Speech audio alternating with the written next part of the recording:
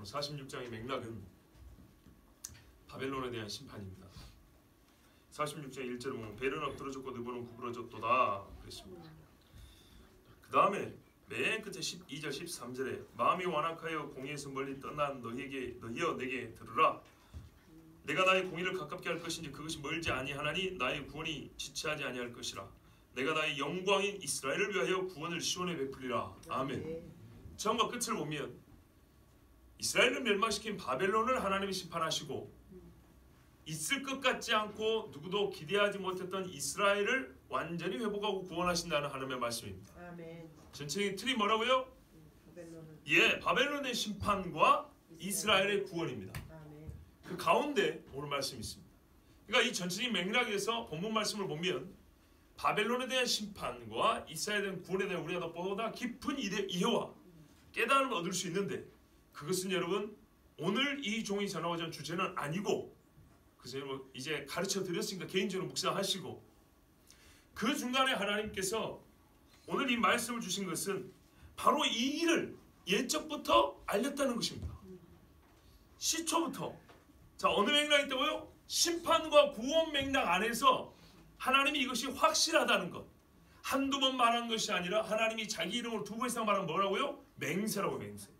스스로 맹세하여 이른 것이 무엇이냐 하면 반드시 하나님의 대적 원수는 심판하고 아멘. 하나님의 택한 자 특별히 우리가 아무도 예상하지 못한 이스라엘을 회복하고 구원한다. 왜? 내 영광이라 그렇기 때문에 이걸 반드시 이룬다는 겁니다. 근데 그것을 지금 여기서 말한 게 아니고 언제부터요? 처음부터 말했다는 겁니다.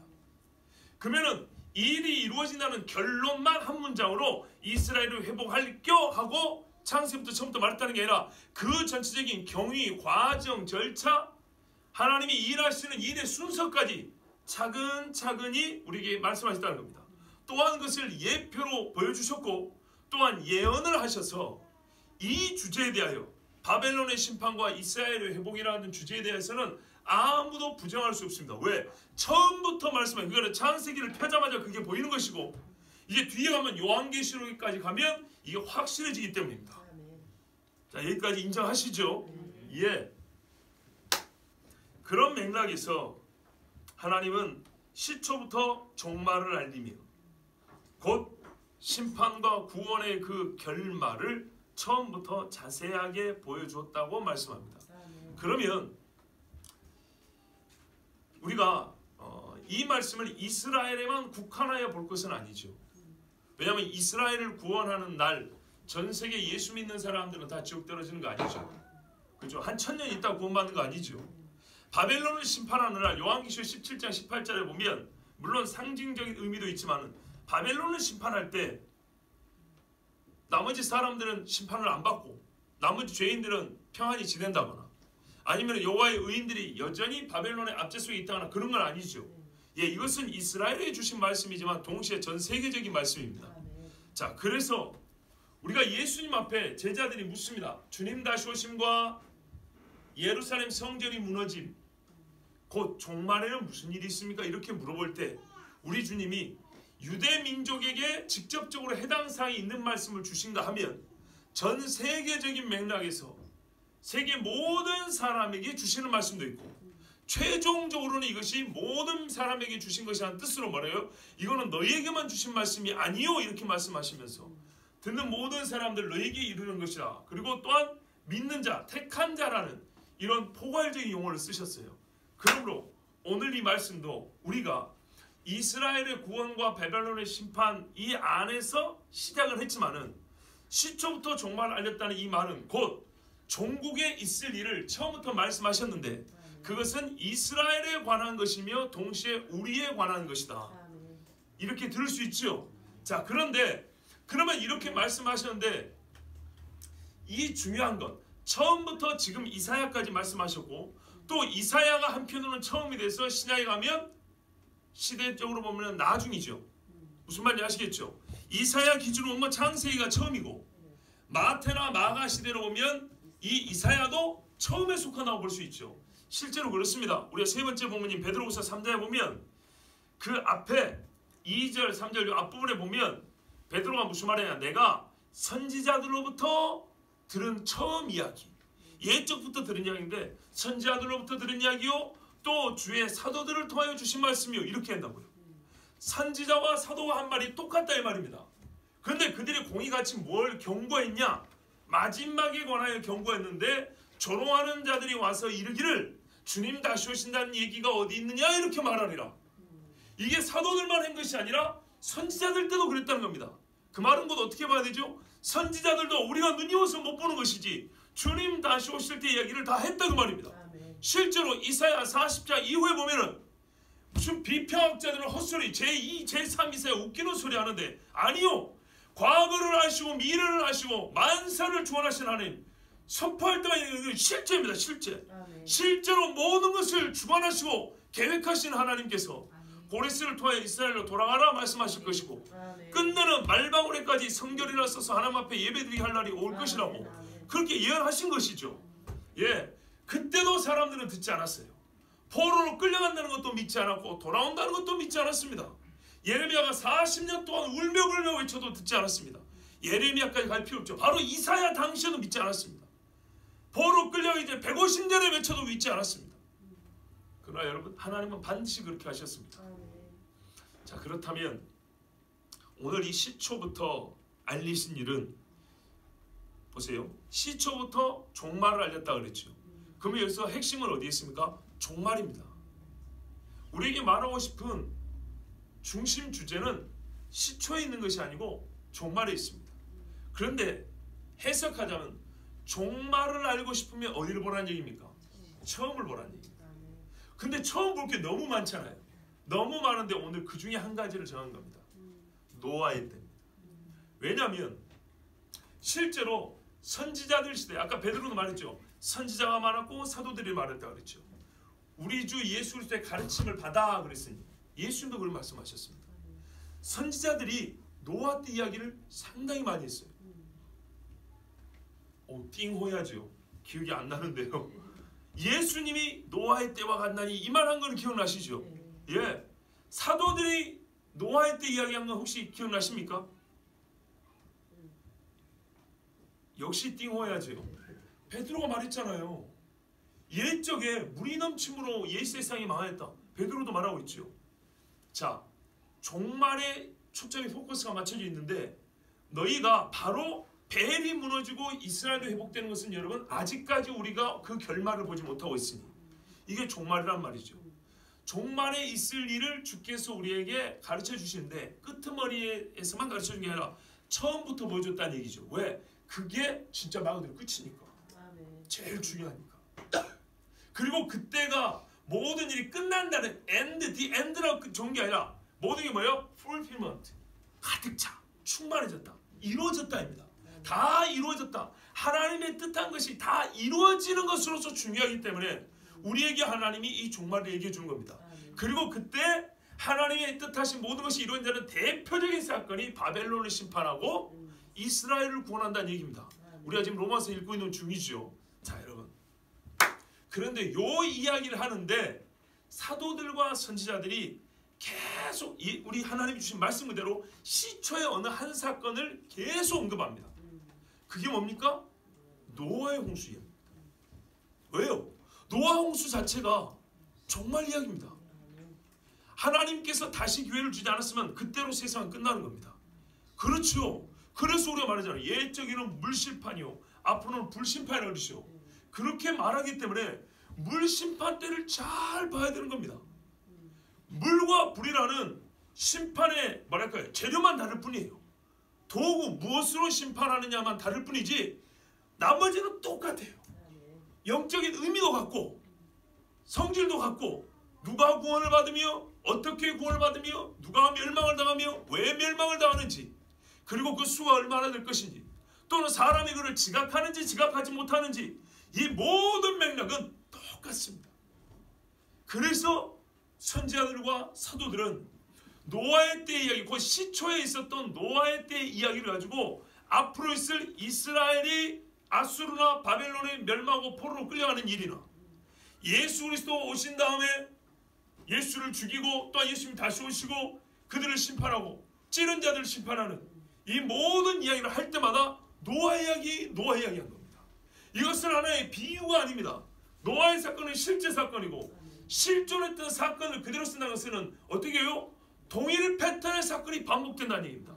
우리가 항상 말이죠. 패턴을 읽으라 그러죠. 패턴을.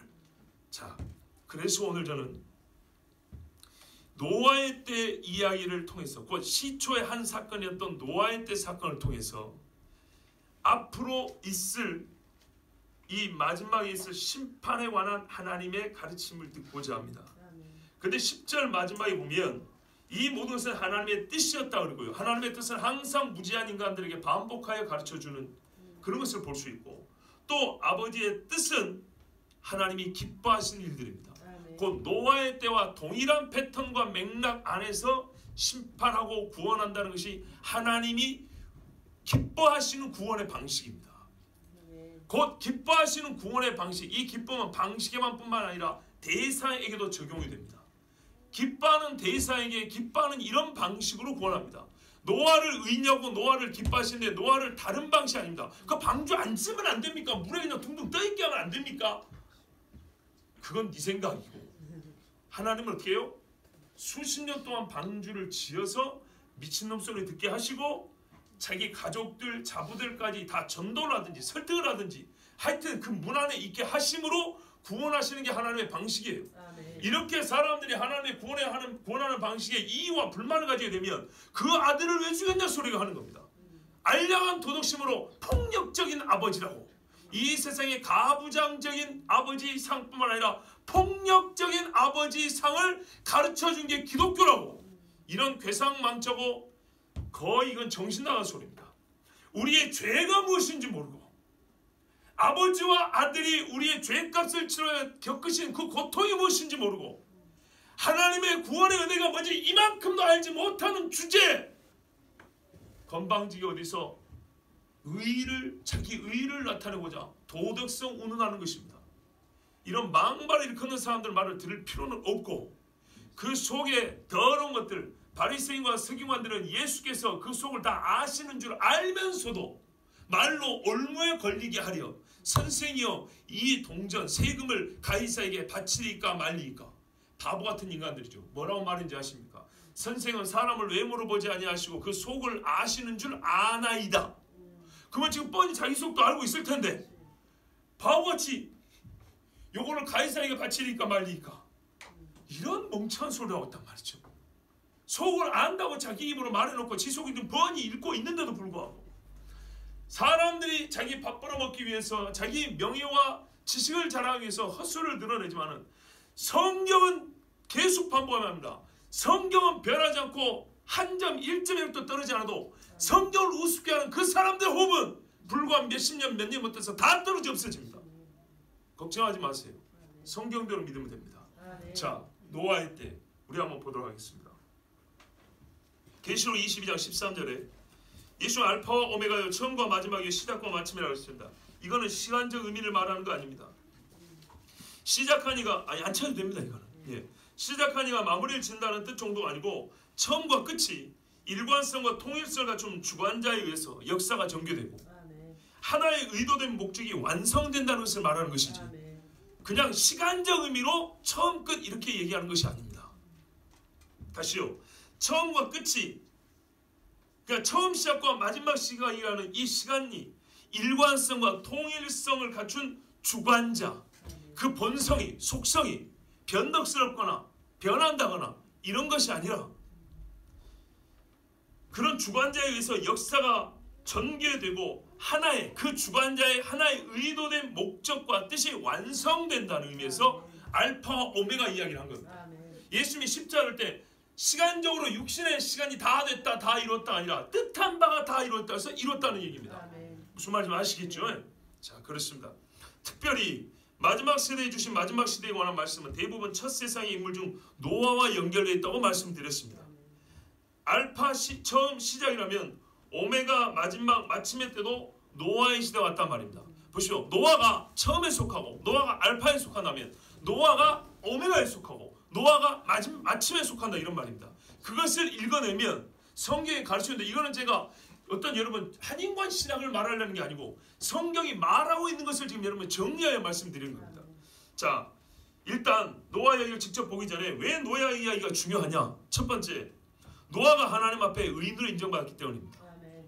의인으로 인정받은 자가 하나님 앞에 구원을 받습니다. 아멘. 분명한 사실이죠. 구원받은 유일한 사람, 유일한 집입니다. 만약에 그 집이 아니라 수많은 사람들이 구원을 받았다면 어찌어찌하여서 구원을 받았고 어찌어찌하여서 살아났고, 그런데 그들의 삶의 맥락과 영적인 수준이 각기 달랐다면 도대체 우리는 구원의 기준이 뭔지 몰랐을 겁니다.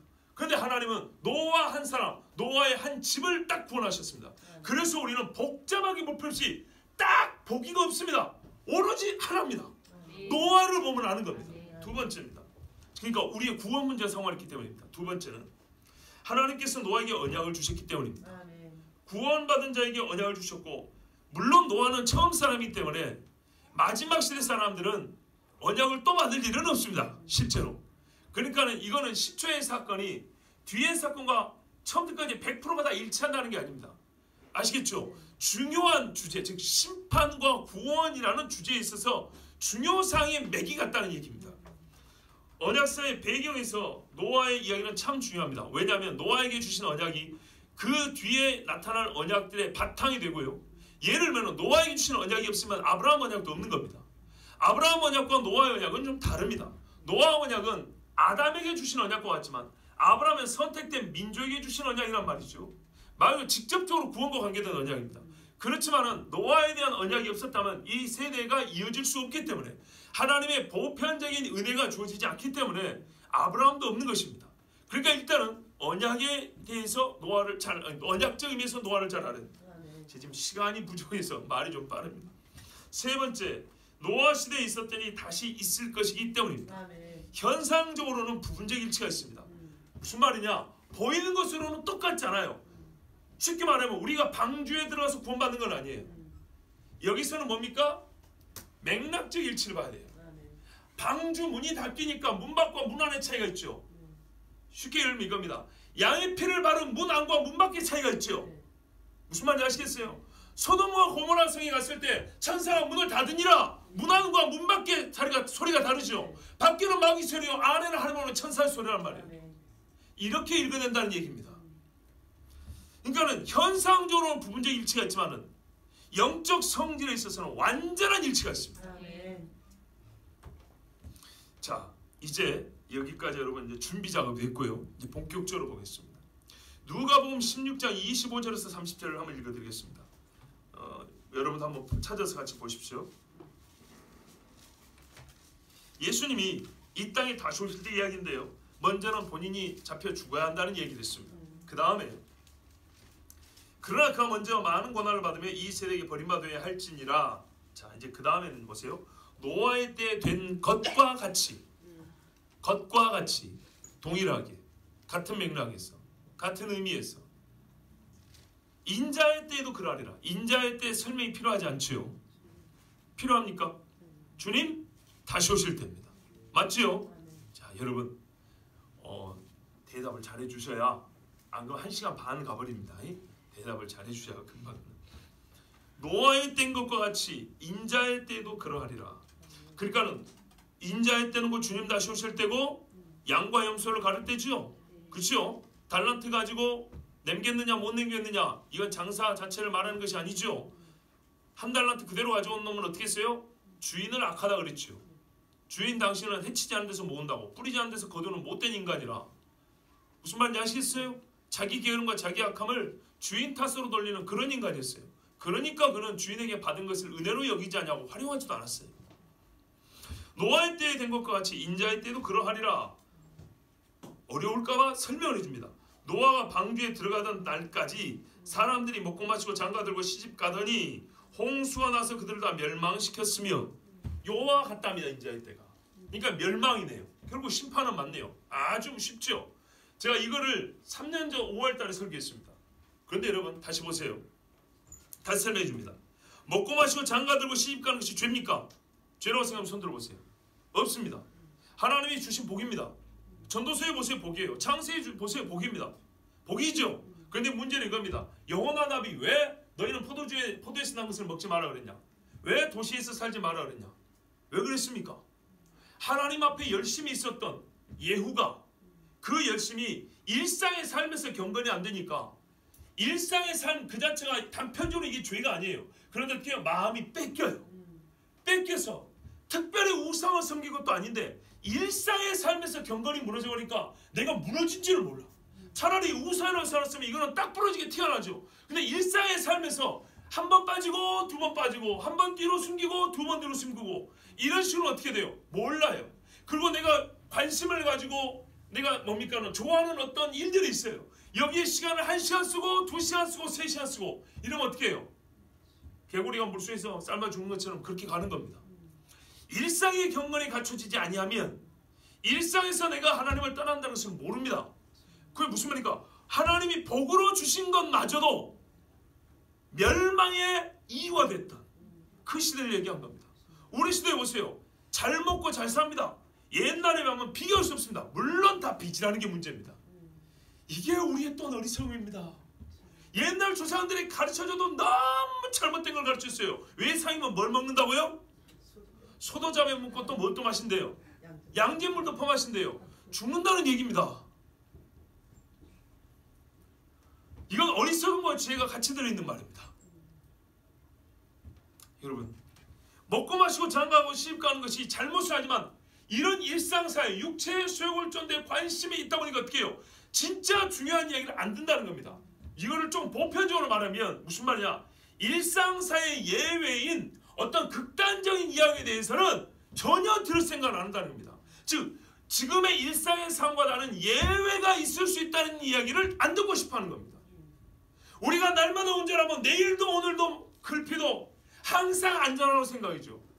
오늘도 저기 사망자가 몇 명 썼지만 나는 아니리라 이런다 이 말이죠. 그리고 당신도 죽을 수 있습니다 말은 뭐라고 들어요? 기분 나쁘게 듣지요. 재수없게 듣지요. 그것이 아니란 거예요. 맞다. 저기 숫자에 기록된 저 사람들도 나와 똑같은 생각을 했다는 거예요. 나와 똑같은 생각. 이제 평상의 일상의 삶과 다른 예외적 상황에 대해서는 관심을 두지 않을 정도로 일상에 완전히 매몰되어 있는 삶. 육체의 소욕을 이 땅에 말 그대로 지상 만능주의 이 땅을 유토피아로 생각하는 그런 생각에 사로잡히면 죄가 아니었던 것도 죄의 빌미가 되는 겁니다. 누가 보면 뭐라 했어요? 생활의 염려로 이렇게 돼 있잖아요. 돈만의 문제가 아닙니다. 자, 이러니까는 홍수가 날 때까지 아무도 몰라요. 노아가 방주에 들어가던 날까지 끝까지 몰라요. 들어가던 날에 같이 손잡고 들어가면 됐을 거예요. 쉽게 말하면. 근데 안 들어요. 요한계시록 뭐라 합니까? 우박이 떨어지고 해도 무서워 벌벌 떨면서도 하나님 앞에 우상 숭배하고 음해한 죄를 회개치 아니하더라. 이를 빠득빠득 깔더라 그랬어요. 이게 지옥의 모습입니다. 지옥에서는 왜 회개가 안 된다고요? 불에 타면서도 하나님을 원망하지 회개 안 합니다. 왜 구원 못 받냐? 회개 안 합니다. 있을 수도 없지만 현실적으로도 그런 일 안 합니다. 회개받을 짓도 안 합니다. 아니, 용서받을 짓을 못 합니다. 두 번째 보세요. 롯의 때와 같으니 사람들이 먹고 마시고 사고 팔고 심고 집을 짓더니 똑같죠. 똑같은 맥락이라고. 구약에서 말해주는 종말의 예표적 사건, 당시로서는 현실이었고 종말에 사는 사람들에게는 하나의 매우 중요한 본보기로 사건을 주셨는데 그게 하나가 롯의 때입니다. 근데 여러분 롯의 이 사건, 즉 소돔과 고모라도 노아 홍수의 패턴을 따릅니다. 그리고 이 두 가지 패턴이 일치하기 때문에 일치하여 강조하여 마지막 때에 일어날 일을 우리에게 교훈하는 겁니다. 만약에 두 가지가 다른 패턴이라면 다르게 말했을 겁니다. 근데 두 개가 항상 같이 묶어도 아무 문제 없습니다. 마지막 때 주님 오실 때 이야기인데 이 두 가지를 한꺼번에 항상 말하는데 아무 문제가 없다고요. 롯의 때도 뭐라고 했더니 보십시오. 사람들이 먹고 마시고 사고 팔고 심고 집을 짓더니 어떤 현대신학자들은 환대니 무슨 이런 참 헬라 사상들을 가지고 그 나그네들을 환영하지 못한 것이 소돔과 고모라가 벌받은 이유였대요. 그랬으면은 참나 여러분 나그네 집으로 들여가지고 밥 한 끼 안 줘갖고 불에 다 태워 죽여버렸답니다. 하나님이 다른 육체를 따라갔다고 분명히 성경에 말했지요. 그리고 여기 뭐라고 했습니까? 그 사람들의 평상시 모습이 이겁니다. 먹고 마시고 사고 팔고 심고 집을 짓다니 역시 이 자체가 죄는 아닙니다. 그러나 이것밖에 모르는 거예요. 이것밖에 모르니까 이것 밖에 있는 일을 모르는 거예요. 우리 육체 밖에 있는 일을 모른다고요. 롯이 소돔에서 나가던 날에 왜 나가냐고 물어보는 일도 없고 사위들은 농담이라고 여기고 전혀 뭐라고요? 생각할 필요도 없다고 생각했어요. 하늘로부터 불과 유황이 비오듯 하여 그들을 멸망시켰느니라. 하필이면 여기도 또 비오듯 하여 그랬네요. 하늘에서 창이 열려 물이 쏟아지나 불이 물처럼 쏟아지나. 자, 인자가 나타나는 날에도 이러하리라. 이러하리라는 노아의 때만 해당됩니까? 소돔과 고모라도 해당됩니까? 소돔과 고모라 둘 다 해당되죠. 그런데 왜요? 소돔과 고모라가 보시다시피 노아의 때와 일치하기 때문입니다. 두 심판은 동등하게 취급되고 있습니다. 심판의 방법은 다릅니다. 물과 불입니다. 그러나 그 외 모든 요소는 같습니다. 죄악이 컸기 때문이다. 하나님께서 더 이상 볼 수 없는 죄질이었다. 회개치 않았다. 지각하지 않았다. 그리고 그들은 끝까지 경고를 듣지 않았다. 그래서 갑자기 임하였다. 멸망하였다. 하나도 남지 못했다. 이래서 노아의 때 그 홍수 심판과 소돔 심판은 뒤이어지는 여러 심판의 전형이 됩니다. 전형이란 말은 사전의 의미를 따지면 같은 부류 안에서 가장 일반적이고 본질적인 특성을 담고 있는 걸 전형이라고 합니다. 그러니까는 심판의 본질적인 특성을 보고 싶다. 뒤에 이어지는 수많은 심판들의 가장 원초적이고 그 뭡니까? 우리는 원조라고 그랬죠. 그 본질적인 최초의 것을 보고 싶다 하면 뭘 보라고요? 노아의 심판을 보라 이 말입니다. 그리고 소돔과 고모라를 보라 이 말입니다. 자, 두 심판대 이제 구원받는 사람에 대해서도 동일한 의미를 성경을 부여합니다. 베드로서 2장 5절에서 8절을 보면 옛 세상을 용서하지 아니하시고 노아 전 세상을 옛 세상이라고 합니다.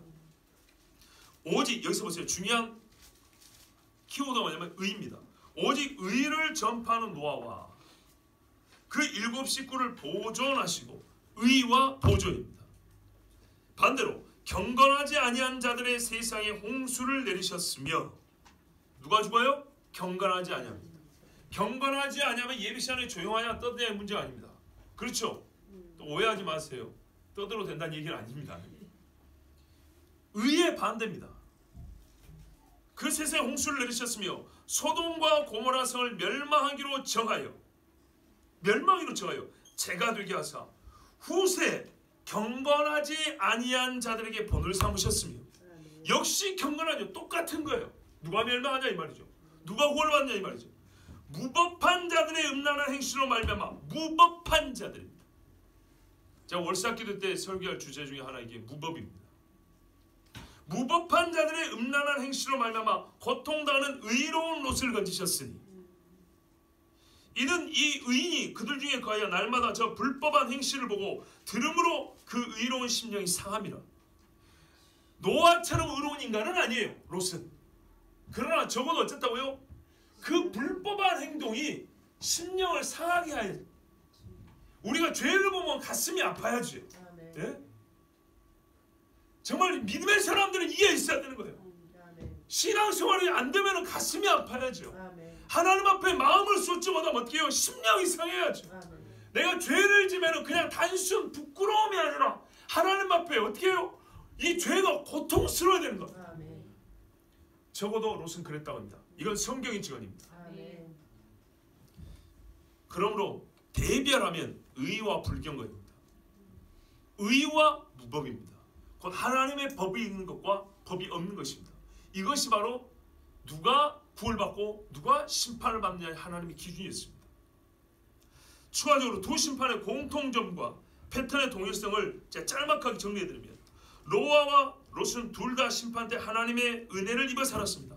창세기 6장 8절에 노아는 하나님께 은혜를 입었다고 되어 있고 창세기 19장 19절에 보면 롯이 은혜와 입은 이야기 있고 또 그의 집이 구원을 받았습니다. 참 이거는 여러분 귀담아 들어야 합니다. 기계적으로 한 집안에 한 명씩 대표로 있으면 자동적으로 구원받는다는 얘기가 아닙니다. 그러나 여러분 너와 내 집이 구원받는다는 얘기는 그 먼저 구원받는 수고가 있는 것이죠. 보세요. 롯에게 말 듣고 롯이 일가 친척 자기 사위들까지 끌어모으잖아요. 안 들어서 문제지. 이런 기회가 주어집니다. 한 집에서 한 사람이 예수 믿으면 적어도 어떻게 해요? 듣지 못하고 죽는 인간은 없습니다. 자기가 안 들어서 문제지. 자, 그의 집이 구원을 받았으며 롯의 집 문은 방주문처럼 하나님께서 천사가 닫아주었습니다. 창세기 보면은 방주문은 하나님이 닫게 닫아줍니다. 노아와 롯의 가족 모두 안전한 산에서 새 삶을 시작합니다. 아라랏산과 소알 땅 근처 산입니다. 그렇죠? 다만 공통점이 이것이 또 하나는 이건 참 아쉬운 부분입니다.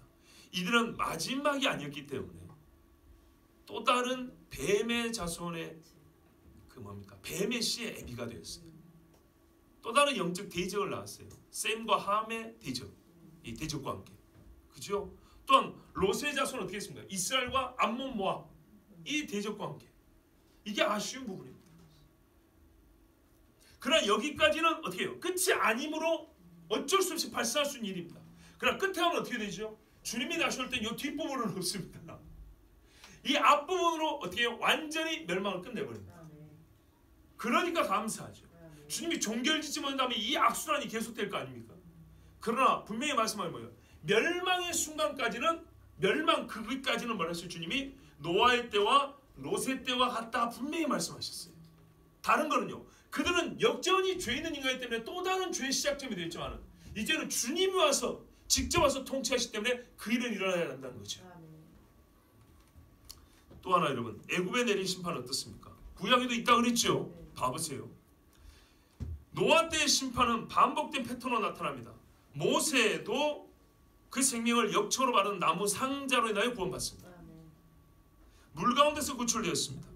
6월절 어린 양의 피가 묻은 문 뒤에 있는 자들은 생명을 보존받았습니다. 남은 자들은 물 가운데서 세례받은 것도 같았고 원수들은 물로 말미암아 최종적으로 멸망한 것도 같습니다. 하나님의 백성은 물이 마른 땅을 걷고 어떻게 됐습니까? 역시 산에 올라 하나님과 언약을 체결했습니다. 새로운 언약 백성이 시작됐습니다. 다시 말합니다. 당대를 살았던 사람은 이 사건 하나하나가 고유한 의미로서 자기에게 현실이에요. 그러나 우리는 이 반복된 패턴을 읽는다 그랬어요. 하나님께서 구원하는 방식이 있고 이걸 통해서 우리는 뭐라고요? 배우라는 거예요. 우리가 무지하기 때문에 반복된 패턴을 보여줍니다. 가나안에 내린 심판을 보세요. 홍수, 대홍수, 홍해, 요단강을 건넜습니다. 요단강을 건너서 구원을 받았습니다. 레위인들이 언약 상자를 메고 들어갔습니다. 언약 상자, 법궤를 메고 들어갔는데 그때 히브리 원어는 발바닥이 안식을 찾을 때 이렇게 됐습니다. 우리 번역은 의역을 해서 그 발이 요단강에 닿자 물이 멈췄고 이렇게 돼 있죠. 그것이 아닙니다. 법궤를 메고 발바닥이 안식을 찾았대요. 와, 물에 발렸는데 이게 안식입니까? 하나님은 이미 결론을 말해주고 계시는 거죠. 겉보기는 물에 밟지만 이게 뭡니까? 이 물이 물러가고 너희가 마른 땅을 밟을 거란 말이에요. 그래서 히브리 말로는 이 레위인들이 하나님의 언약 상자를 메고 그 발이 안식을 찾았을 때에 물이 멈췄다고 되어 있습니다. 구원의 증표였습니다. 그리고 가나안에 가서는 생명 있는 자를 다 죽이라 했습니다. 생명 있는 자는 다 죽였더라. 그리고 라합은 약속의 붉은 줄이 메인 문 뒤에 있었으므로 그와 그 집이 구원을 받았습니다. 여기서 놀라운 것은 라합이라는 말이 성경에 많이 나오죠. 그죠? 사람을 가리키는 이름으로 쓰입니다. 첫째는. 두 번째는요. 뱀 이름입니다. 라합을 점이시며 물속에 다니는 용을 하나님께서 그 붙잡으시고 그런 말씀 읽어보신 적 있죠? 성경에 여러 번 나옵니다. 라합은 원래 뱀 이름입니다. 뱀. 그러니까 여러분 이 은혜가 얼마나 큰지 보세요. 이 하나의 어떤 상징적 의미에서 뱀의 속을 해서 한 마리의 뱀이 구원을 받듯이 우리가 사랑을 보세요. 여러분 너무 억지도 하지 마. 여러분 자신을 보라고요. 자신을 뱀 새끼들 아니었습니까? 사랑한다 독사의 새끼들아. 네?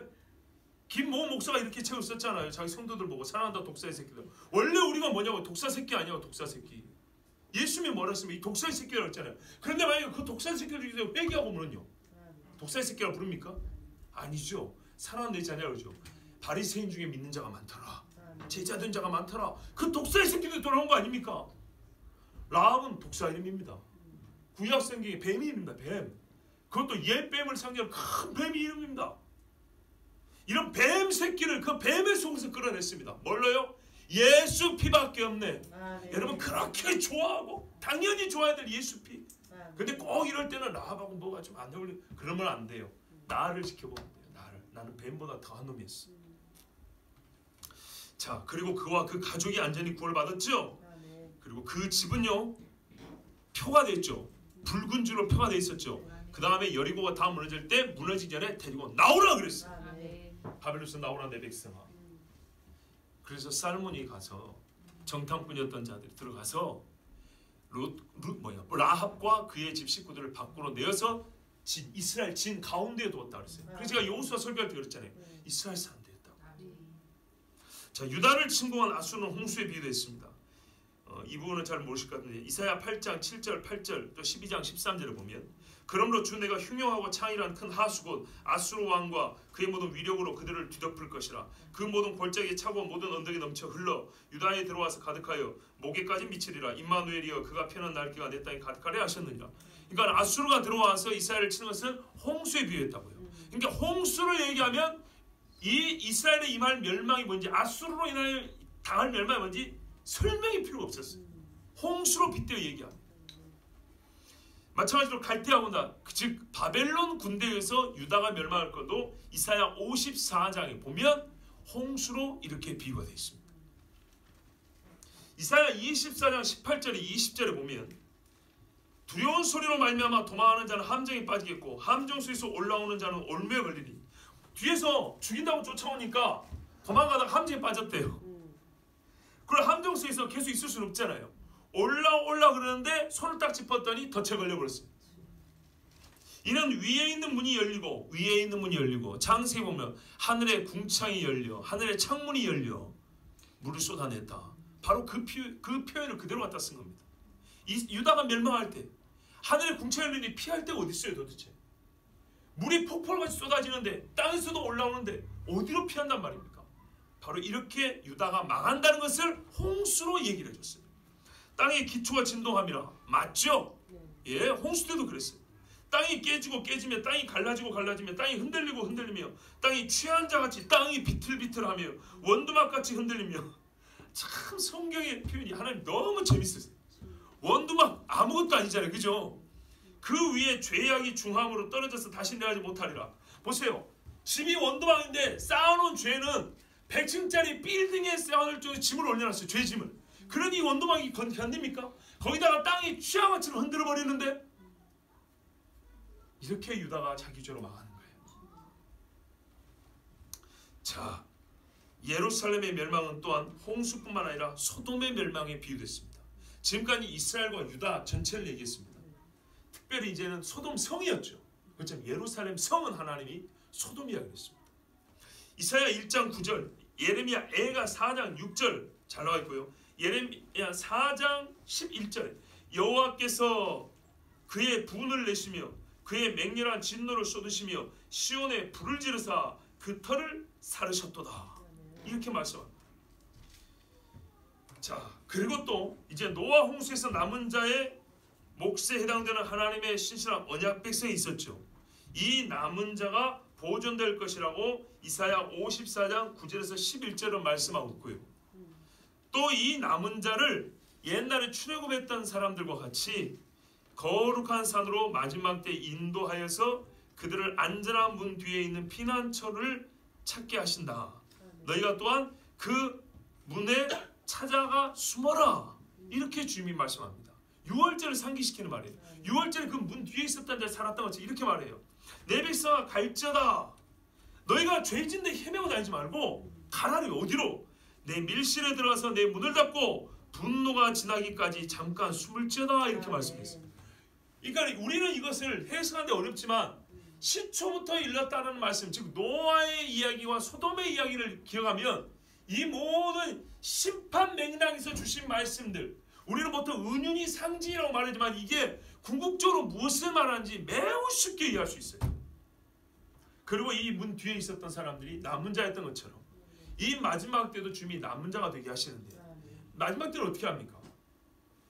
유다에 있는 자들은 산으로 도망갈지어다 그랬죠. 자, 이제 본격적으로 주님 다시 오실 날 이야기를 해보겠습니다. 지금까지는요, 시초부터 있었던 이야기가 주님이 오시기 전 세대, 즉 구약에서도 애굽과 가나안과 이스라엘과 유다의 멸망에 있어서도 그 패턴이 영적 원리가 동일하게 적용되었다. 말 그대로 시초부터 이런 말이 이 각각의 나라의 종말에 그대로 나타났다는 얘기입니다. 그리고 주님은 아까 우리가 읽은 대로 인자의 때, 누가 본 대로 인자의 때에 그랬으니 구약에서 나타난 그것이 이미 검증이 끝난 겁니다. 검증이 끝났다고요. 제가 옛날 신명기 설교할 때 그랬잖아요.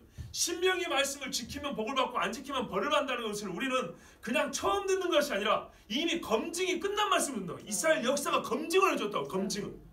검증이 끝난 말씀인데 이거를 테스트해 보겠다. 이걸 살아봐야 한다. 이거를 신학적으로 분석해봐야 한다. 이거는 바보 같은 소리라고요. 약도 검증이 끝난 약을 먹는 거 아닙니까? 그렇죠? 설교가 너무 부담이 되시는가요? 자, 여러분, 이제 이 구약에서 시초부터 있었던 일이 그 후대 세대인 각 구약 시대의 심판에 그대로 나타나고 하나님의 말씀한 대로. 그러니까는 노아의 때를 기억했으면 소돔에서는 안 망했을 거예요.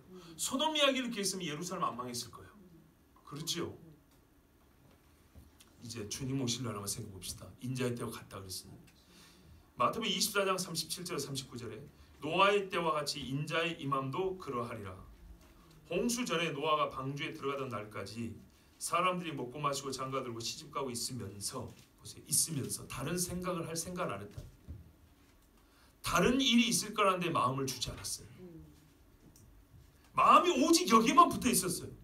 죄는 아니지만 여기만 붙어 있으면 생명에 이르는 말은 못 들어요. 홍수가 나서 그들을 다 멸하기까지 깨닫지 못하였으니. 여러분, 깨달음이 그냥 귀만 열면 깨달아집니까? 아니죠. 상고해야죠. 묵상해야죠. 기도해야죠. 사모해야죠. 바리새인들이 율법학자들이 너희는 사람이 주는 영광을 좋아했기 때문에 사랑하였으므로 영생이 이 구약 성경에 기록된 줄 알면서도 나를 찾지 않았다 그랬어요.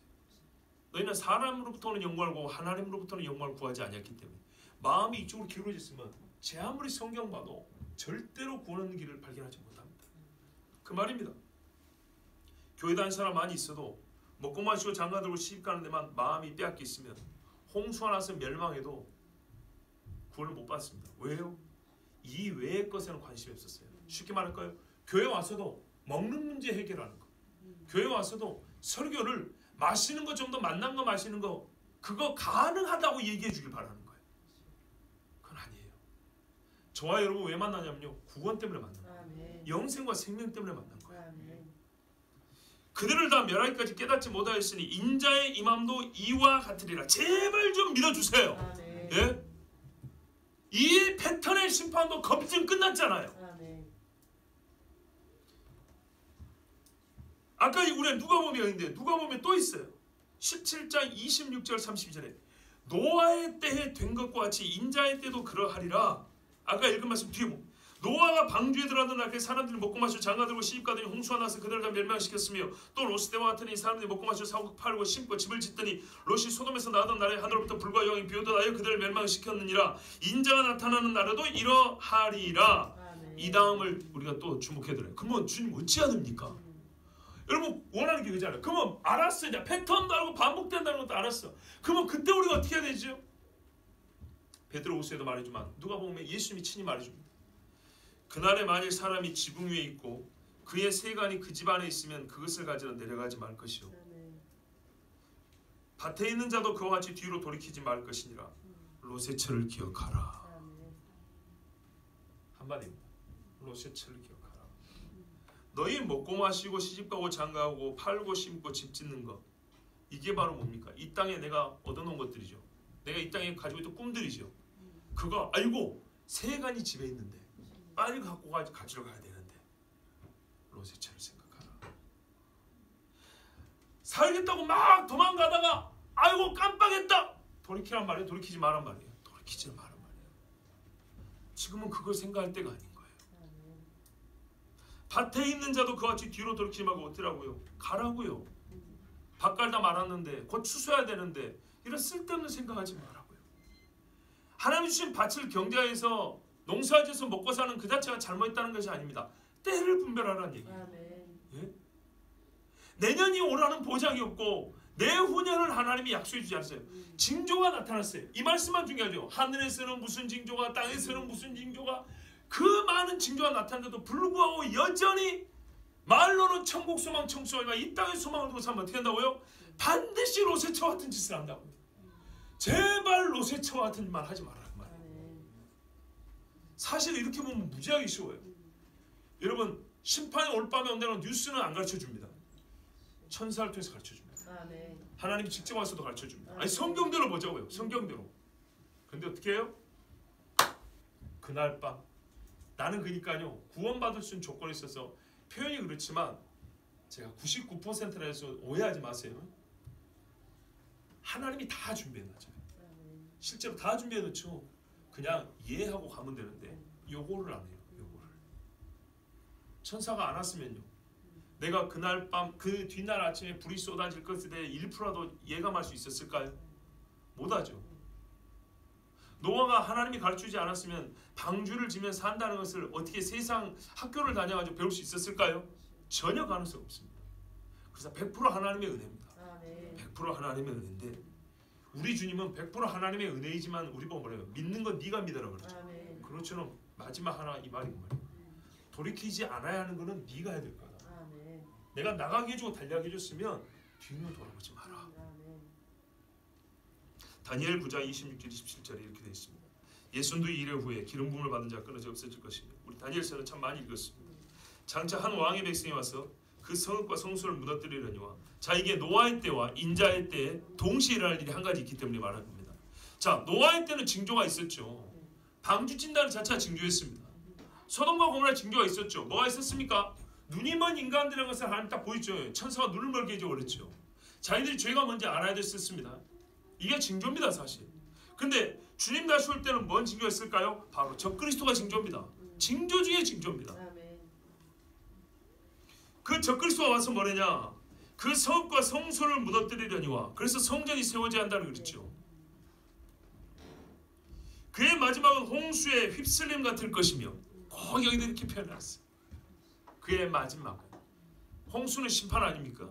적그리스도가 뭘 한다고요? 성전에, 그러니까 옛적에 성전이 없을 때는 이 말씀을 했으니까 너무 어려웠어요.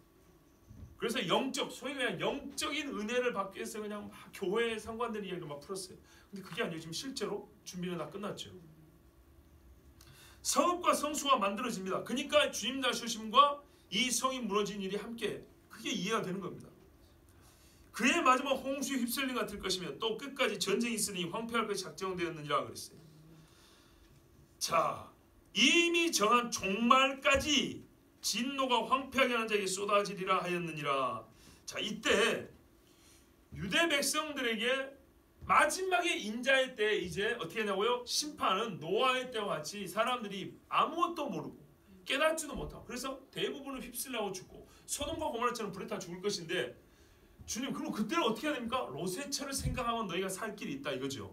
그죠? 그런데 그때가 왔다는 거. 옛날에는 방주를 지으니까, 오늘날 뭐가 있습니까? 징조가 그래서 맞아요. 성전 짓는 거. 적그리스도가 다스리고, 그죠? 우상 숭배하라고, 자기의 절하고, 짐승에 펴주고, 그런 거 있죠. 자, 이런 게 이정표, 매우 중요한 이정표라고 했습니다. 거기다 어떻게 해요? 성수에다가 미운 물건을 세우면 이거는 결정적 징후를 했습니다. 결정타. 자, 이때가 되면 어떻게 되냐? 롯이 산으로 도망했던 것처럼 주님이 뭐라 그래요? 바로 이 인자의 때를 말할 때 이제 선지자 다니엘 이야기를 해줍니다. 그러니까 다니엘 이야기가 곧 또 하나의 시초에 들어가는 겁니다. 그러므로 너희가 선지자 다니엘이 말한 바 멸망에 가증한 것이 거룩한 곳에 선 것을 보거든 읽는 자는 깨달을진저 그때 유대에 있는 자들은 산으로 도망할지어다. 지붕 위에 있는 자는 집 안에 있는 물건을 가지러 내려가지 말며 밭에 있는 자는 겉옷을 가지러 뒤로 돌이키지 말지어다. 아까 주님 인자의 때 말하는 건 똑같죠. 그러니까 여기서 하나 추가되는 거예요. 인자의 때를 알면 노아의 때와 소돔과 고모라의 때를 알면 알 수 있는데, 그 징조로 똑같은 하나의 때가 중복되어 일어났는데 겹쳐서 발생하는 게 말하면 적그리스도의 때라는 거예요. 그때도 어떻게 해요? 똑같은 맥락이에요. 사는 방법은 돌이키지 말지어다. 생명의 말씀이 있으면 그거 붙들고 와라는 거예요. 그래서 지금 여러분, 우리가 잘났다는 얘기가 아니라, 어떤 분은 이렇게 말했어요. 어떤 믿는 사람이 강의를 하는데 그 강의가 뭐냐면, 지금 여러분 교회를 정할 때는 주님 다시 오심을 이야기하는가 안 하는가로 고르시라고 그랬어요. 주님이 다시 오신다는 얘기도 할 줄 모르는 교회를 왜 가냐고 도대체.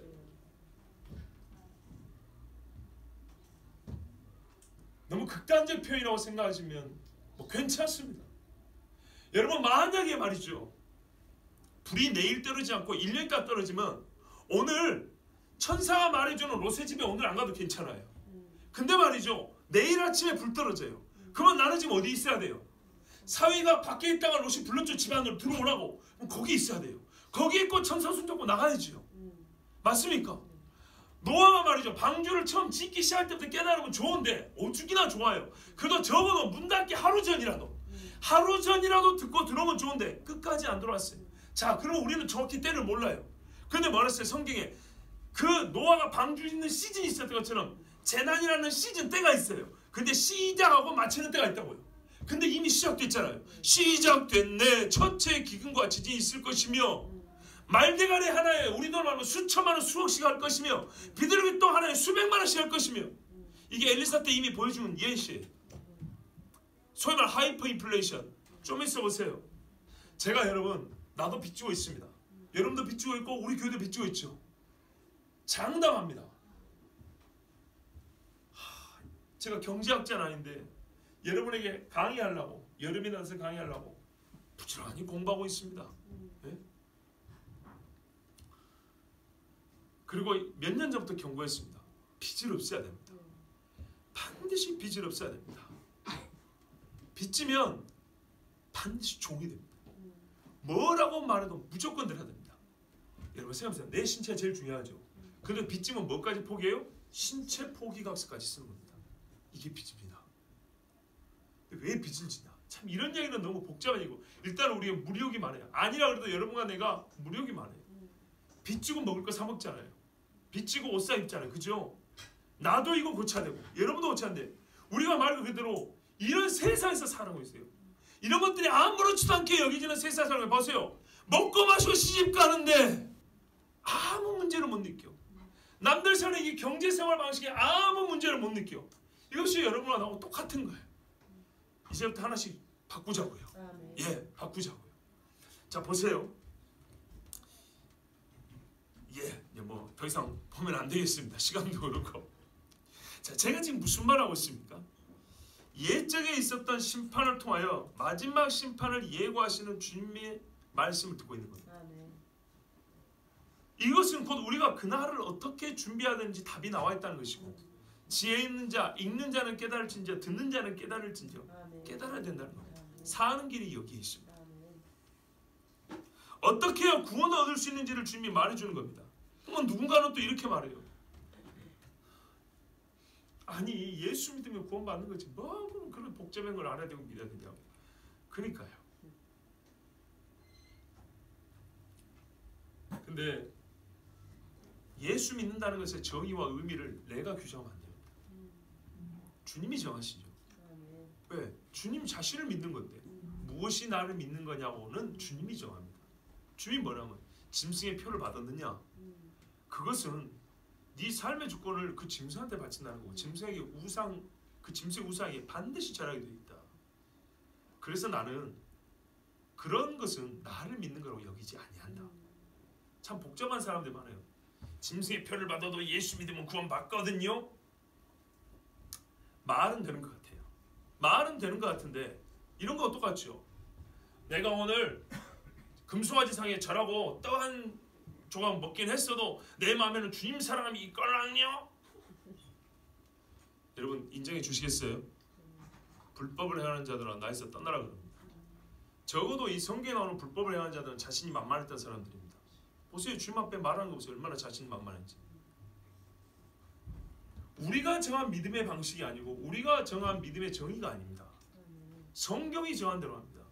성경은 믿음이 무엇인지를 여러 가지 측면에서 얘기를 해주고 있습니다. 가르쳐주고 있습니다. 이것은 믿음이다. 이것은 믿음이 아니다. 이것은 약한 믿음이다. 이것은 강한 믿음이다. 우리 중에 가르쳐주고 있습니다. 제발 들으시기 바랍니다.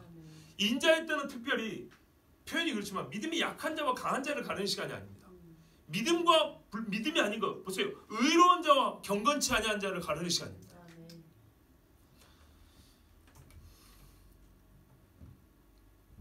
그러므로 여러분 오늘 이 말씀을 듣고 진짜로 우리가 꼭 우리 주님이 심판하시는 그 패턴, 그 심판하시는 뭡니까? 주님의 절차가 있지요.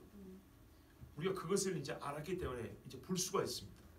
어디에 와 있는지. 근데 우리가 지금 어느 정도로 와 있냐고 볼 것 같으면, 시간으로 보면 우리 인간이 오늘 깨달았다 해서 우리 삶이 완전히 하루아침에 바뀌는 거 아니기 때문에 생각보다 시간이 부족합니다. 정말로 부족합니다. 그래서 마치 우리는 어떤 심정으로 살아야 되냐면, 내일 아침에 불 떨어지는 롯의 집에 정말 간발의 차이로 들어가서 그 집안에 있는 사람처럼, 지금 하늘이 검해지고 있고 땅이 흔들리고 있는데 간발의 차로 방주 속에 들어가지고 머물러 있었던 노아 집 사람처럼 지금 그런 심정으로 하나님의 말씀을 받아야 될 때입니다. 왜냐하면 여러분, 의식, 저번에도 데살로니가전서 말씀했죠. 의식으로 깨닫는 거하고 순간적인 의식의 지각하고, 이게 일상 속에서 계속 떠올라서 우리의 사고방식이 바뀌는 데는 시차가 있어요. 시차가. 그리고 삶의 패턴이 바뀌는 데는 더 많은 시차가 있어요. 그렇기 때문에 보세요. 지금 이 순간 그거구나, 이거는 찰나에 깨달을 수 있죠. 그런데 나가면 까먹죠. 근데 앞으로 나가면 안 까먹고, 하루 지나도 안 까먹고, 밥 먹을 때도 안 까먹고, 공부할 때도 안 까먹고, 예배 시간에 생각나는 게 아니라 예배 시간에 깨닫고 예배 시간에 생각하고, 목사 얼굴 볼 때 생각났던 그 말씀이 이제는 부부관계에서 집에서 얼굴 볼 때도 생각이 나고, 자식들 볼 때 생각나고, 회사에서 일할 때도 그게 수시로 생각나서 내 사고를 완전히 지배할 수 있어야 되고, 내 생각을 이끌어갈 수 있을 정도 돼야, 그래야 우리가 변하고 있다고 생각할 수 있는 겁니다. 그리고 어떻게 해요? 행동으로 그걸 따라하는데 아무 거리낌이 없고 장애가 없어요. 마음이 본성적으로 이게 원함이 되는 정도까지, 그래야 이게 바뀌었다고 할 수 있는 거예요. 보세요. 그러니까 이거는 하나의 전형인 거예요. 롯의 처뿐만 아니라 롯과 롯의 딸들을 보세요. 롯의 딸들이 그 불심판을 경험해도 어떻게 해요? 하나님이 이렇게 심판하는구나는 봤어요. 자기 어머니가 죽는 것까지 해서 봤어요. 근데 뭐라 그래요? 소돔에서 배워온 이 대갈통에 든 이 더러운 생각들, 이 죄의 습성에 변하진 않았죠. 그래서 어떻게 자기 아버지한테 술 먹이고 나쁜 짓 해가지고 더러운 씨를 만들지 않았습니까? 그게 그러니까는 그렇게 쉽게 된 게 아니에요. 내일 밤에 불에 뜬 날을 깨달았어요. 롯의 두 딸은 깨달았다고요. 그러나 그거를 깨달았다고 해서 그 이후에도 경건한 자에 속했냐, 의로운 자에 속했냐, 그러지는 않았다 이 말입니다. 그러므로 여러분, 오늘 우리는 이걸 깨달으면은 경건한 무리에 속하기 위해서 지금 당장 하나님 앞에 기도하고 변화를 구해야 됩니다. 예? 그래서 베드로 사도의 말씀을 드려야 됩니다. 시간 관계상 제가 짧게 전하겠습니다. 보십시오. 베드로후서입니다. 3장입니다. 1절부터 제가 한번 읽어볼게요. 아까 했던 말이 있습니다. 사랑하는 자들아, 내가 이제 이 둘째 편지를 너에게 쓰노니 이 두 편지로 너희의 진실한 마음을 일깨워. 그래요. 저는 우리 성도님의 진실한 마음을 일깨우고 싶습니다. 생각나게 하여 곧 거룩한 선지자들이 예언한 말씀과 주되신 구주께서 너희의 사도들로 말미암아 명하신 것을 기억하게 하려 하노라. 선지자와 사도가 다 같이 있어요. 시대를 넘어서 똑같이 얘기했어요.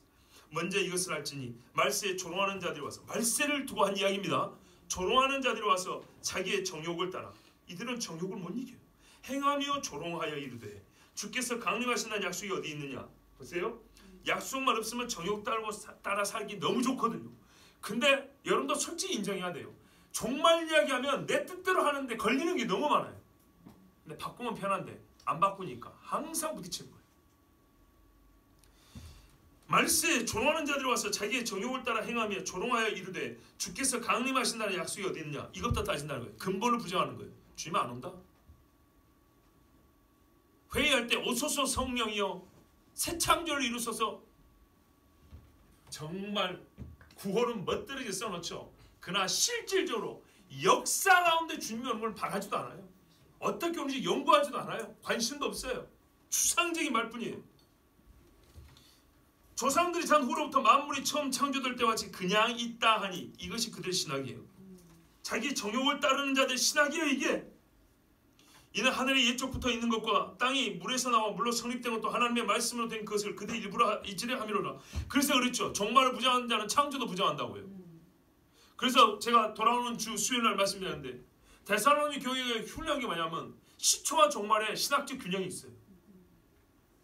이걸 표현하면 우리는 처음 배울 때 뭘 배우죠? 예수를 배웁니다. 즉 기독론을 배웁니다. 잘 보세요. 신학적으로 표현하면 기독교인들이 맨 처음 배운 것은 기독론입니다. 맨 나중 배운 것이 종말론입니다. 신학교도 그래요. 종말론은 맨 나중이에요.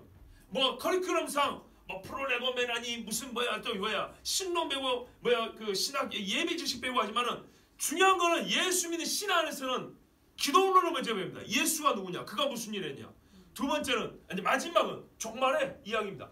근데 십자가 이야기는 치밀하게 연구하고 난리를 펴지만 주님 다시 나는 들어요 안 들어요? 안 들어요.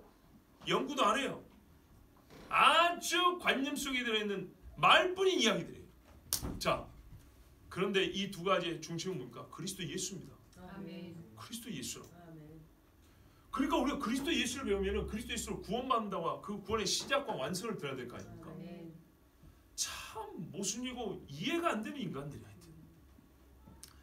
근데 신학적으로 하여튼 처음 듣는 얘기가 기독론이고 마지막이 종말론인데 데살로니가 교회는 어떻게 돼 있어요? 보시면 알지만은 1장 말미에 이미 기독론이 종말론적입니다. 아멘. 종말론적 기독론을 봅니다. 처음 예수를 들을 때 다시 오실 예수를 들읍니다. 아멘. 시차가 거의 없어요. 예를 세 가지 왔어요. 세 가지 오면 예수를 믿으십시오. 그가 당신의 죄를 사하셨습니다. 이 죄사함의 완성, 당신의 구원의 완성, 그가 다시 오심입니다. 아멘. 악한 자를 멸하고 지금도 당시 죄의 종다는 것을 멸하시는 분은 주님이시다 이렇게 말한 거예요. 근데 감사히도 우리 교회에서 전도하는 분들은 대개 이 말씀이 이제 입에 배어 있어요. 근데 양심으로 물어볼게요. 이게 처음부터 되던가요? 안 된다니까요. 처음부터 이게 받아들이는 것도 어려웠어요. 그런데 여러분 이제는 정말 시간이 많지 않아요.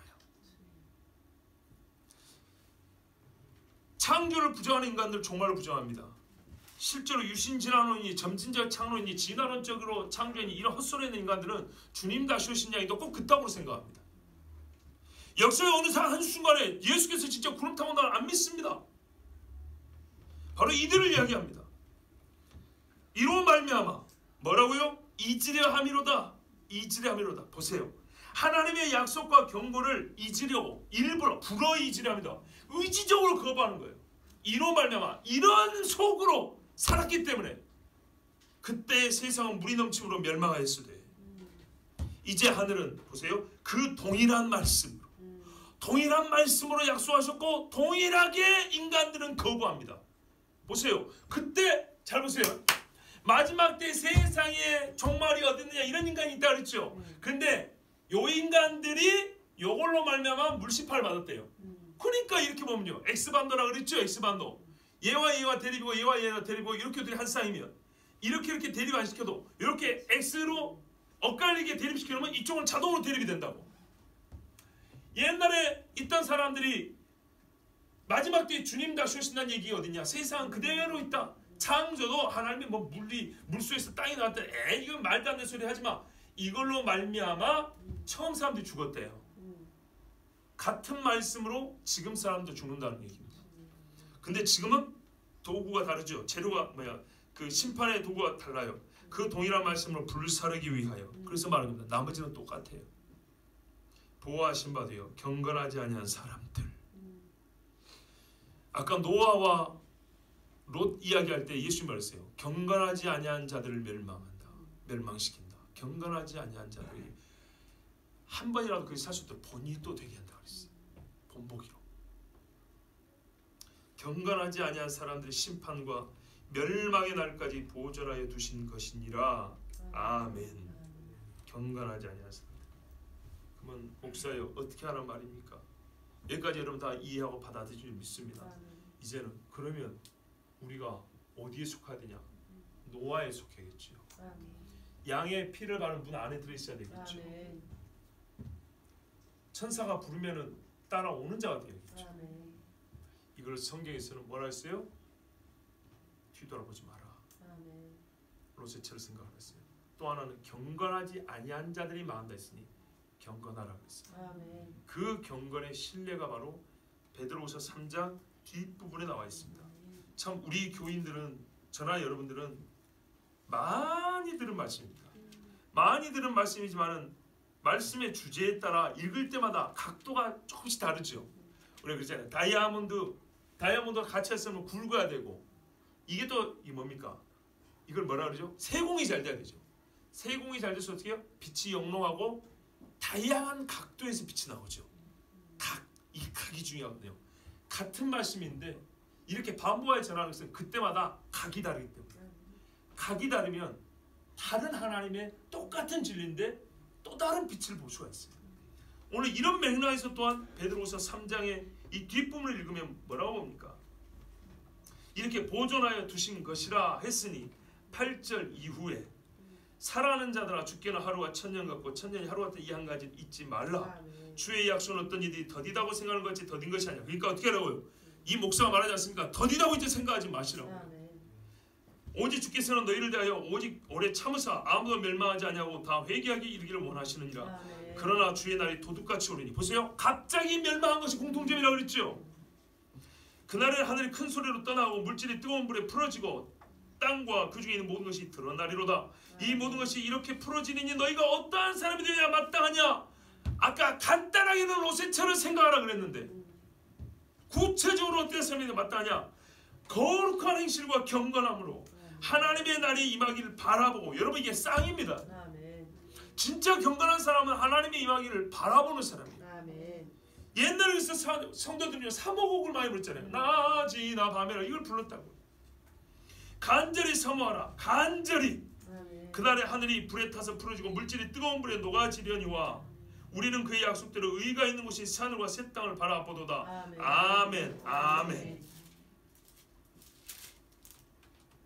그 다음에 그러므로 사랑하는 자들아 너희가 이것을 바라보나니 주 앞에서 점도 없고 흠도 없이 평강 가운데서 나타나기를 힘쓰라. 아멘. 아멘. 여러분 만약에 경건하지 않은 자가 내 식구라면 어떻게 하겠습니까? 물질이 불에 풀어지니. 저는 고등학교 다니면서 많이 상상을 했습니다.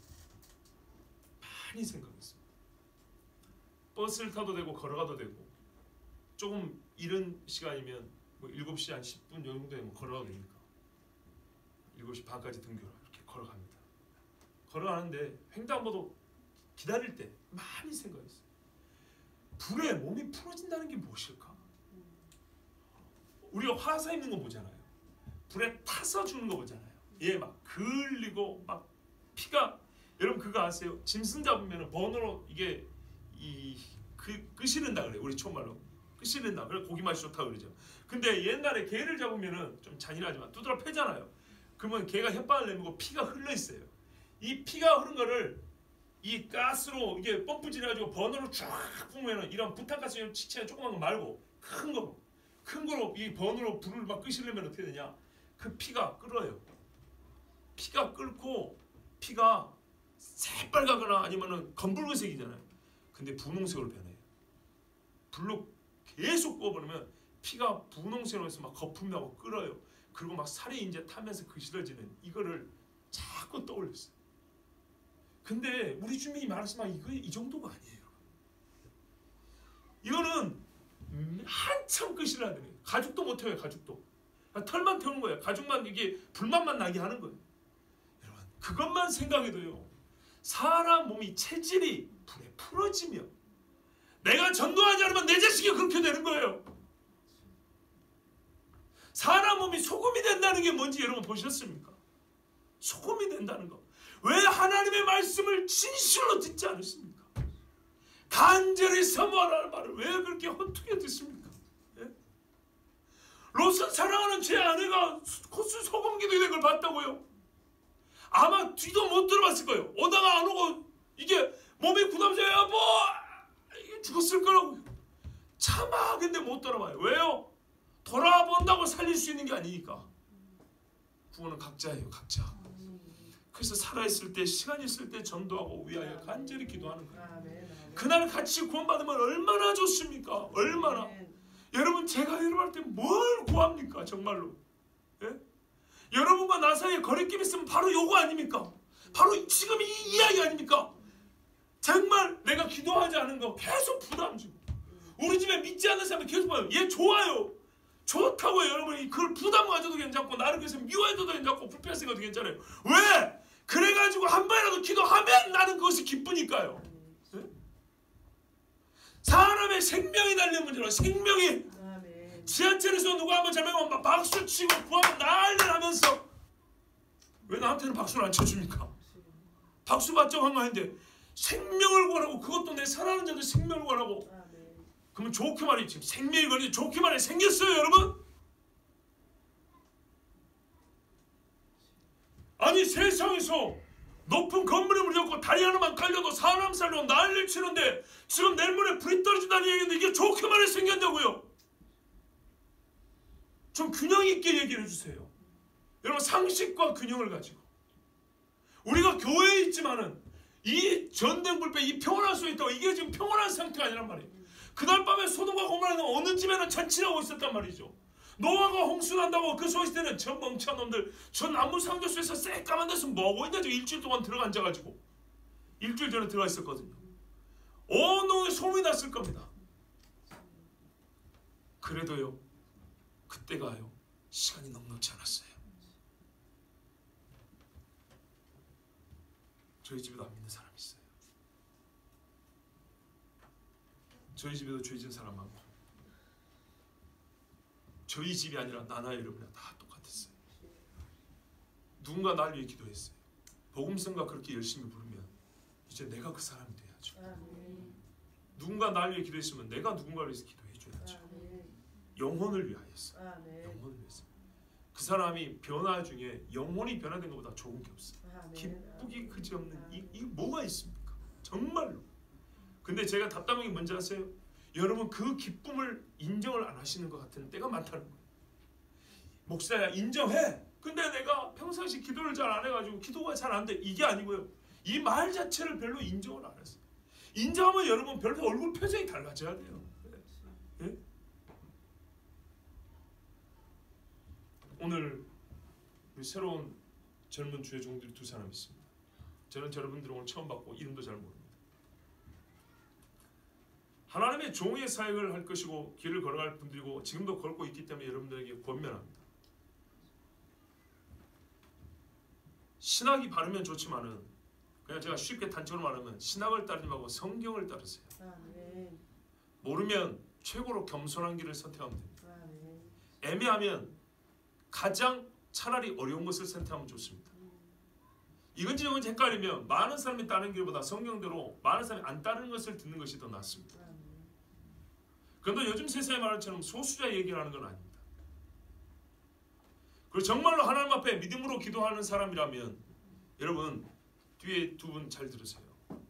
앞으로 뭐 저를 봐도 좋고 안 봐도 좋고 저는 처음이자 마지막으로 말씀드립니다.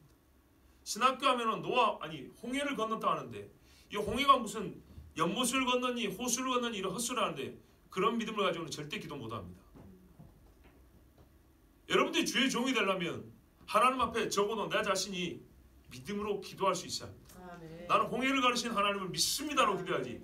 호수를 천방천방하게 계신 하나님을 믿습니다. 이런 하나님한테 미쳤다고 기도합니까? 하늘에서 만나를 내리시는 하나님이여 나에게 먹을 양식을 주옵소서 이렇게 기도하지. 위성윤이 뭐냐 하면서 식물학을 언제 공부했다고. 그 광야에 그 이슬 맺힌 것처럼 조그만 작은 열매 분비물 그걸로 장정만 60만이 한 끼라도 배를 채울 수 있을까요? 택도 없는 이야기입니다. 그런 하나님 믿지 마세요. 목회자들이 자기 양심을 속이면 안 돼요. 자기도 믿지 못하는 것 설교하면 안 됩니다. 적어도 믿어야 합니다. 믿는 것을 설교해야 되고 믿는 것을 가르쳐야 합니다. 하나님은 책임을 묻습니다. 다시 말하지만은 여러분이나 나나 이 땅에서 사는 동안에 미워도 좋아도 잘 봐야 몇십 년입니다. 잠시 잠깐이면 없어집니다. 끝입니다. 복음성가에 이런 가사가 있습니다. 너와 내가 남남으로 주 앞에 설 때에 우리 무엇으로 주님께 드리랴 그랬어. 너와 내가 남남으로 주님 앞에 설 때 하나님 앞에 지금은 한 자리에서 신앙의 공동체로 예배드리지만 주님 앞에 계산할 때는 남남입니다. 원수지가 이런 게 아니라 하나님이 한 사람 한 사람 이름을 부릅니다. 그래서 양심적으로 신앙생활을 합니다. 정과 티가 없이 흠 없이 주님 앞에 서라 했습니다. 제일 쉬운 표본은 롯의 생각하라 했습니다. 여러분 지금은 노아의 때 소돔과 고모라 롯의 때가 가까웠습니다. 주님이 말씀하신 인자의 때가 진짜 문 앞에 이렇습니다. 제발 좀 경각심을 가지십시오. 정말로 간구하고 간차합니다. 경각심을 가지십시오. 하나님은 우리를 보고 계십니다. 지금도 제가 한 말을 다 듣고 계시고 여러분 우리 각자의 속을 하나님은 다 보고 계십니다. 무엇을 가지고 주님 앞에 드리겠습니까? 다른 것 없습니다. 간절히 그날을 사모하고 바라보라. 주님 오실 날 가까웠습니다. 내 자신이 경건하고 흠과 티가 없기를 원하고요. 롯과 같이 사위들이라도 손을 잡고 끌어오십시오. 노아와 같이 세 아들과 자부라도 네가 이 방주 안에 들어있어야 된다고 끌고 오십시오. 그들이 뭐 인격적으로 대우해 주셔야죠. 살고 나면 감사합니다 할 겁니다. 알고 나면 고맙습니다 할 겁니다. 여러분 하나님의 말씀을 드십시오. 주님 말씀합니다. 심판과 구원을 위하여 내가 시초부터 예적부터 장래와 종말을 알리고 보였노라 했습니다. 나는 못 보았다, 나는 못 들었다 핑계댈 수가 없습니다. 듣고 본 자로서 준비하는 지혜 있는 자가 되길 바랍니다. 우리 함께 이 시간에 기도합니다.